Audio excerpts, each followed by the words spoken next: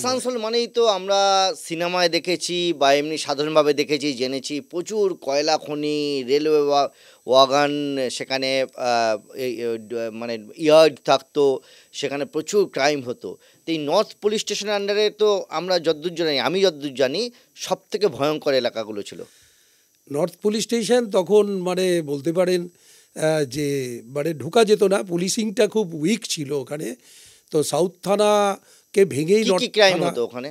ওখানে mainly railway র্যাকেটিয়ার্স ছিল, তারা রেলওয়ে ওয়াগান ব্রেকিং করতো। তাছাড়া রেলওয়ের যে আয়রন স্ট্যাগইয়ার্ড ছিল বা ওখানে রেলওয়ে ইয়ার্ড ছিল, সেই ইয়ার্ডে ক্রাইম করতো। এবং সেখানে খুব congested area, north PS area, বস্তি এরিয়া, এবং খুব সরু সরু গলি। কি মহল্লা ছিল ওখানে? ওখানে প্রচুর মহল্লা, বাবুয়াতলা, ভিস্তি মহল্লা, ঝিংড়ি মহল্লা, কসাই মহল্লা, আজাদনগর, বহু এলাকা ছিল, কৈরি মহল্লা, রামকৃষ্ণ ডাঙ্গাল, এইসব ছিল। মানে ভয়ঙ্কর জায়গা, ভয়ঙ্কর জায়গা। এবং মানে আমরা যা সিনেমায় যেরকম দেখি সেই রকম বস্তির মধ্যে সরু সরু রাস্তা, ভয়ঙ্কর একটা এবং রেল লাইনের পাশেই, এবং সেখানে কোনো ক্রাইম বাকি ছিল না।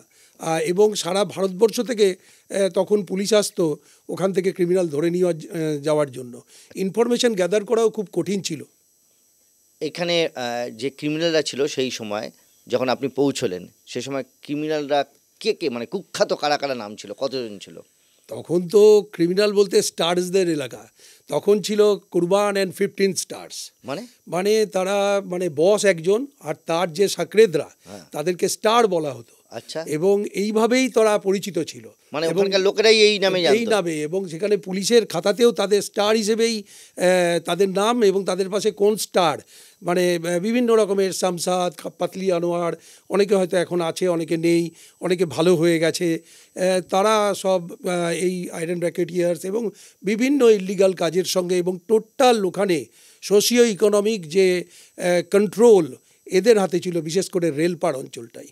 আচ্ছা, তো এই এদের মানে টপ স্টার, মানে সব থেকে বেশি, পুলিশেরও তো স্টার দিয়ে হয়, একটা স্টার এএসআই, দুটো স্টার সাব ইন্সপেক্টর, তিনটে star DSP, star with Ashok স্তম্ভ, অ্যাডিশনাল এসপি শুরু হলো, তারপরে আস্তে আস্তে ডিআইজি, কলার, অনেক কিছু। সেরকম ওই ক্রিমিনালদের স্টারেদের বাবা কে ছিল, মানে ডিজি কে ছিল? কুরবান ছিল তখন।